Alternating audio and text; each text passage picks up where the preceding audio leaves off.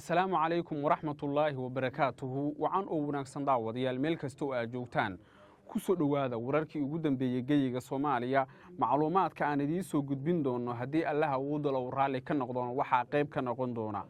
askar ka tirsan ciidanka beesha Ciise ayaa la soo warinayaa inay goor uu ka soo talaabeen dhinacaas iyo dawlad deegaanka Soomaalida iyadoo oo heshiis u dhexmaray beelaha ogaadeen iyo sidoo kale beesha Ciise ogaadeen xilligan waxay rabaan in ay abaal ku sheegtaan beesha Ciise si bari ka maalin beesha ogaadeen hadii ay dagaal gasho Ciise markaas loogu sheegto abaal waana wax caadi ah oo dhaqan ah oo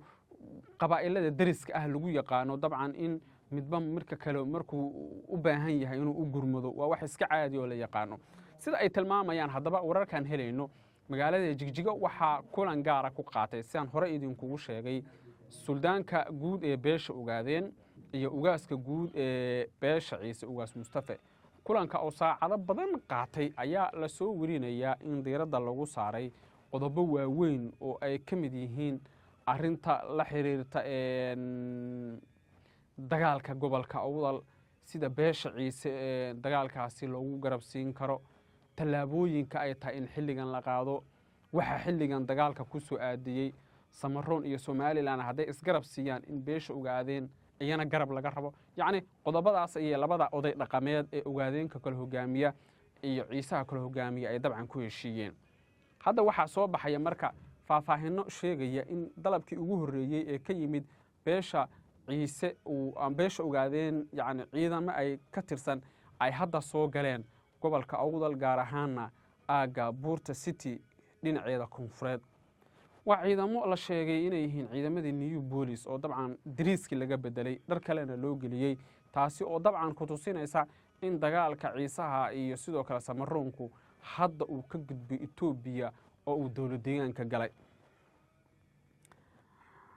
aragti waxa jirta ay soo jeediyeen qaar kamida dadka Soomaaliyeed oo la xiriira in bal heshiis la gaaro si Ciisaha iyo sidoo kale Samaroonku ay heshiis u gaaraan laakiin waxa jira shakhsiyaad kale oo aan doonin in heshiis la gaaro sida ay dad badan aaminsan yihiin waxaana shakhsiyaadkaasi ay leeyihiin waa in si degdeg ah colaada loo soo gabagabeeyo iyadoo oo meel la iska dhigayo tafaraaruqa kala qaybsanaanta iyo sidoo kale wax walba oo la isdhihi karo cawaaqib ay ku noqon karaan in heshiis ay gaaraan Ciisaha iyo Samaroonku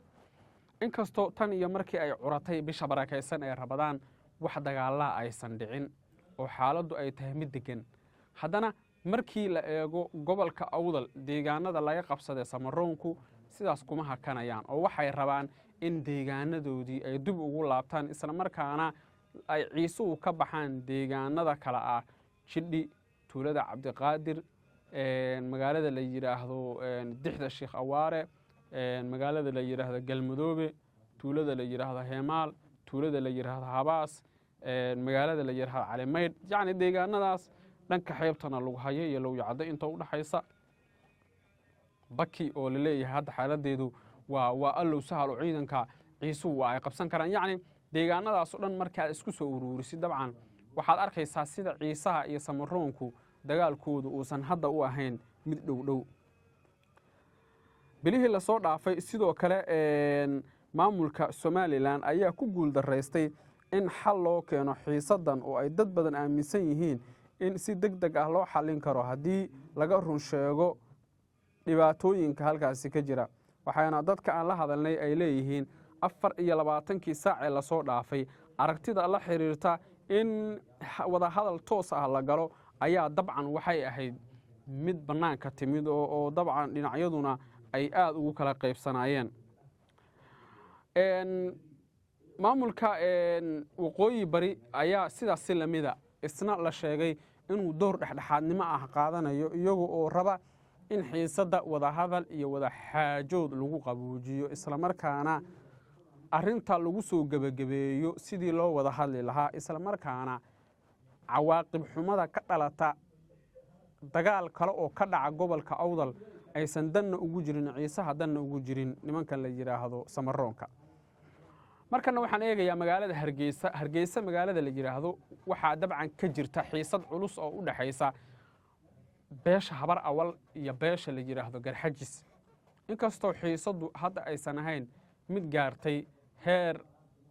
gacan ka hadala haddana muuqaallo iyo sawirro baraha bulshada la soo geliyay ayaa waxay muujinayaan in ciidanka biliiska Somaliland ay toos u beegsanayaan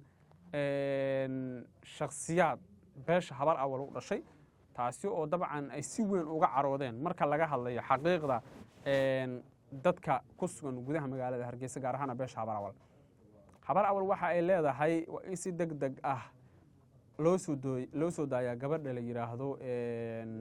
Goosha Isaaq sidaas la mid ah handadaada laga daayo Maarey Daarood waa in sidaas la mid ah xaqiiqada la abaaro oo laga run sheego dhacdooyinada jira sida ay khubarada iyo dadka arrimaha la socda ay leeyihiin waxaa jirta sidoo kale aragti kale oo soo baxday oo iyana sheegaysa in maamulka waqooyi bari uu isna qaadanayo door dhexdhexaadnimo ah taasi oo ay dad badan aaminsan yihiin in wada hadal iyo wada xaajood xaaladda lagu dhameyn karo haddii si degdeg ah loo abaaro qodobada la isku hayo oo ay dad badan aaminsan yihiin in laga rur sheegi karo isla markaana wada hadal iyo wada xaajood xaaladda lagu dhameyn karo 24kii bishii hore sidaas oo kale waxaa jirtay aragti ka timid dhinaca waqooyi bari oo la xiriirta in si degdeg ah loo xalliyo qodobada la isku hayo waqooyi bari dabcan iyagu waxay hayaan Somaliland laakiin waxay rabaan Ciise ee Samaroonka inay dhexdhexaadiyaan oo xaaladda lagu dhameeyo wada hadal iyo wada xaajood gudaha saaxiibayaal wararkeena intaas bay ku dhan yihiin haday tahay markii ugu horeysay nagu soo biir oo subscribe dheh channelkan waxaad heli doontaa wararka iyo macluumaadka inta badan halkan aan ku daabacno aragtidaada qaybta commentiga inoogu reeb saaxiibayaal soo dhawaada meel kasta oo aad joogtaan jimco wanaagsan rabadaan wanaagsan muuqaalka haddana nala dhameysatayna leexar